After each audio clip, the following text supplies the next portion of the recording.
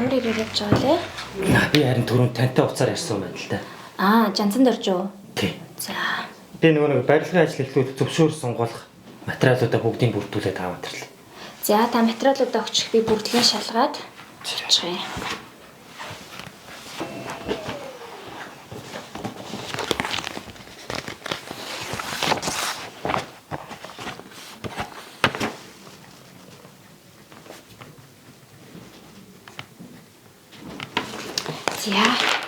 За таны бичиг баримтыг бүрдүүлсэн бүрдүүлсэн байна. За тэгээд таны төслийг хүлээж авлаа. Ажлын 5 хоног шийдвэрлэх шүү. За эргээд шийдвэрлснийхаа дараа би танд туцаар хариу өгнө. Таны хүсэлт шийдвэрлэгдсэн байна. Энэ таны барилгын ажлын зөвшөөрлийн гэрчлэгээ. За тэгээд та үйл ажиллагаанда зөвшөөрлийн тухай хууль болон барилгын тухай хуулийг мөрдөж ажиллаарай.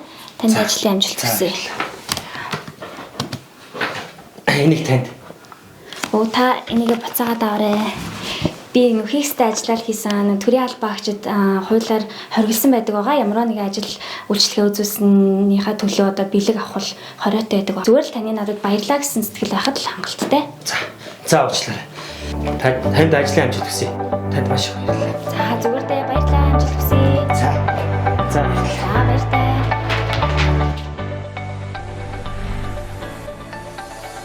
Иргэн та төрийн үйлчилгээг хууль тогтоомж дүрм журмын дагуу авах нь өөрийгөө болон бусдыг авилгаас ангид байлгаж, авилгагүй нийгмийн төлөө өөрийн хувь нэмрээ оруулж байгаа хэрэг юм.